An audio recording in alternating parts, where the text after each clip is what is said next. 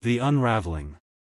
In the summer of 2025, the air in Des Moines, Iowa, hung heavy with the scent of cornfields and the buzz of cicadas. Emily Harper, a 32-year-old investigative journalist for the Des Moines Register, sat at her cluttered desk, her eyes fixed on a breaking news alert. The headline screamed, "Senator Chuck Grassley releases declassified Durham Annex, exposing Clinton campaign's 2016 plot to smear Trump with Russia hoax." Her heart raced. The article detailed a 29-page document, declassified on July 31, 2025, revealing that Hillary Clinton's campaign had allegedly orchestrated a plan to falsely tie Donald Trump to Russian election interference during the 2016 presidential race. The annex, part of Special Counsel John Durham's 2023 report, included memos suggesting Clinton personally approved the scheme to distract from her own email scandal. The FBI, under Director James Comey, had reportedly failed to investigate credible intelligence about the plot, instead launching the controversial Crossfire Hurricane probe into Trump's campaign on July 31, 2016. Emily's fingers hovered over her keyboard. This wasn't just a story, it was a seismic revelation that could rewrite the narrative of one of the most divisive elections in American history. But as she scrolled through X posts, she saw the polarized reactions. Some called it vindication, others dismissed it as a distraction. The truth, as always, was drowning in noise. Her phone buzzed. It was her editor, Tom Reynolds. "Emily, this is your beat. Dig into the annex, find the human angle. People don't care about memos, they care about what this means for their lives."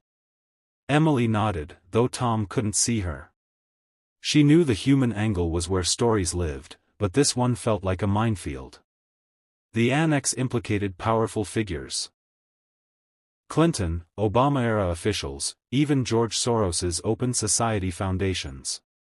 It hinted at a conspiracy to manipulate public opinion, weaponize federal agencies, and undermine democracy. Yet, the truth was slippery, and Emily had learned long ago that chasing it could cost you everything. The whistleblower. Emily's first lead came from an anonymous email: "Meet me at the Iowa State Fairgrounds, August 3, 9 p.m. I worked for the DNC in 2016. I know what happened." The fairgrounds were alive with the glow of carnival lights and the aroma of fried butter. Emily stood near the livestock pavilion, her recorder hidden in her jacket. A man approached, mid-50s, graying hair, nervous eyes.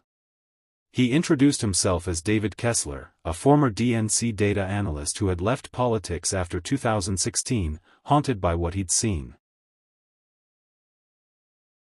"I was a nobody," David said, his voice low. "But I saw the emails. Not the hacked ones, the internal ones. They called it Operation Firewall. The plan was to flood the media with stories about Trump and Russia, make it impossible for him to shake the label. It wasn't just spin, it was deliberate, coordinated. They knew it was thin, but they didn't care." Emily's pulse quickened. "Who's they?" David glanced around. Clinton's inner circle. Her foreign policy advisor, Julianne Smith, was the point person. They worked with consultants tied to Soros's foundations. The FBI got tipped off early, July 2016, but they sat on it. Comey, McCabe, Strzok, they didn't want to touch it. "Why didn't you come forward sooner?" Emily asked. David's eyes darkened. "Because I was scared. My wife was sick, my kid was in college. They made it clear, speak out, and you're done. But when Grassley released that annex, I couldn't stay silent anymore. People deserve to know how their trust was betrayed." Emily pressed him for proof. David handed her a USB drive. Transcripts of emails, meeting notes. "It's not the whole picture, but it's enough to start." As David vanished into the crowd, Emily felt the weight of the drive in her palm. This wasn't just a story, it was a Pandora's box. The cost of truth. Back at her apartment, Emily pored over the files. The documents painted a chilling picture, coded messages about stoking the Russia narrative, references to a credible foreign source, feeding intel to the CIA, and notes about leveraging the Steele dossier, a now discredited report alleging Trump's ties to Russia. One email, purportedly from Leonard Bernardo of the Open Society Foundations, read, "HRC approved Julie's idea about Trump and Russian hackers hampering U.S. elections." This should distract people from her own missing email. Emily's stomach churned. The annex suggested the FBI had this intel in 2016 but buried it, instead targeting Trump's campaign with Crossfire Hurricane. The contrast was stark. Clinton's email investigation had been closed with no charges on July 5, 2016, while Trump's probe had dragged on, fueled by unverified allegations. But the story wasn't just about politics, it was about people. Emily thought of her father, a retired factory worker who'd voted for Trump in 2016, believing he'd drain the swamp. She thought of her college friend, Maya, a diehard Clinton supporter who'd cried when the election results came in. Both had been pawns in a game they didn't understand. Emily's investigation deepened. She interviewed former FBI agents who'd worked under Comey, historians who contextualized the 2016 election, and ordinary Iowans who felt betrayed by the system. One woman, a single mother named Clara, told her, "I voted for Hillary because I thought Trump was a traitor. Now I don't know what to believe. It's like they played us all." The emotional toll was mounting. Emily's inbox filled with threats. Some called her a Trump shill, others a Clinton apologist. Her boyfriend, Jake, a high school teacher, begged her to drop the story. "You're poking a bear, Em. This could ruin us." But Emily couldn't stop. She remembered her first journalism professor saying, "The truth doesn't care about your comfort." She owed it to Clara, to David, to her father, to everyone who'd been lied to. The conspiracy unravels. Emily's next breakthrough came from a retired CIA analyst, Sarah Nguyen, who agreed to meet in a D.C. coffee shop. Sarah had reviewed the credible foreign source intel in 2016, which alleged Clinton's campaign was crafting a Trump-Russia narrative. It was solid, Sarah said. Emails, phone intercepts, even a memo from a DNC meeting with Soros operatives. But the FBI didn't act. They said it was unverified. Meanwhile, they ran with the Steele dossier like it was gospel. Sarah's voice cracked. "I lost faith in the system that day.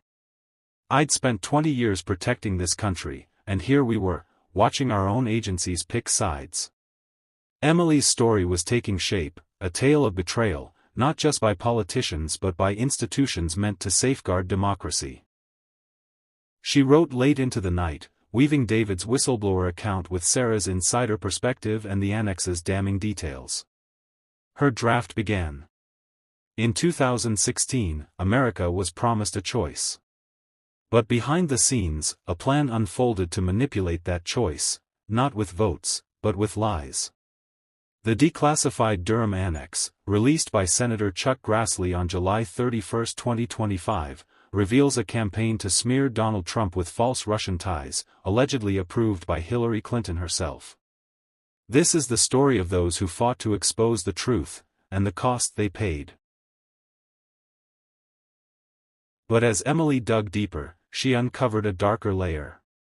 The annex hinted at Russian awareness of the Clinton plan, raising questions about disinformation. Had Russia amplified the narrative to sow chaos? The lines between truth and manipulation blurred, and Emily felt like she was chasing shadows. The Reckoning. On August 15, 2025, Emily's story ran on the front page, "The Shadow of 2016, How a Political Smear Shaped a Nation." It was a 5,000-word exposé, blending the annex's facts with human stories. She detailed David's fear, Sarah's disillusionment, and Clara's anger. She quoted the annex's key findings: Clinton's approval of the Russia hoax, the FBI's inaction, the Soros ties. She ended with a call to action: the truth is our only defense against those who weaponize lies. We must demand accountability, not for one side, but for democracy itself. Some praised Emily's courage, others accused her of peddling conspiracy theories. Pundits debated the annex's implications. Was it proof of a deep state? Or Russian disinformation? The truth, as Emily had written, was messier than either side wanted to admit. David Kessler went public, testifying before a Senate committee. Sarah Nguyen published an op-ed, calling for FBI reforms. Clara organized a town hall in her community, urging voters to question everything. But the backlash was fierce. David lost his job, Sarah faced death threats. Emily's apartment was vandalized, the word traitor scrawled across her door. Yet, something shifted. Polls showed declining trust in political institutions, but rising demand for transparency. Grassley introduced a bill to strengthen whistleblower protections, citing David's courage. Emily's story inspired a new generation of journalists to chase the truth, no matter the cost. The legacy. By November 2025, Emily stood at the Iowa State Capitol, accepting a journalism award. Her speech was simple: this story isn't about Clinton or Trump. It's about us. About what we do when the truth is weaponized. We can't undo 2016, but we can choose to fight for a future where facts matter. As she stepped off the stage, David approached her. "You gave me my voice back," he said, tears in his eyes. "Thank you." Emily smiled, but her heart was heavy. The annex had exposed a wound in America's soul, a wound that wouldn't heal overnight. The FBI issued a statement, promising to review its 2016 actions. Clinton remained silent, her legacy forever tainted. Trump, now in his second term, called the annex vindication, but Emily knew the truth was bigger than any one person. She returned to her desk, ready for the next story. The cicadas still sang outside, but the air felt lighter. Emily had learned that truth wasn't a destination, it was a journey, one step at a time. And as long as there were people like David, Sarah, and Clara, that journey was worth taking. Epilogue. In 2030, a history book titled The Fractured Election, 2016 revisited hit shelves. Its opening chapter cited Emily Harper's exposé and the Durham Annex as turning points in understanding the 2016 election. The book argued that the Clinton campaign's actions, while never prosecuted, eroded public trust in democracy, paving the way for reforms in campaign finance and intelligence oversight. Emily, now a senior editor, read the book with a mix of pride and sorrow. The truth had cost her relationships, her safety, and her faith in the system. But it had also given her purpose. She closed the book and looked out her window, where a new generation protested for transparency. The shadow of 2016 lingered, but the light of truth was breaking through.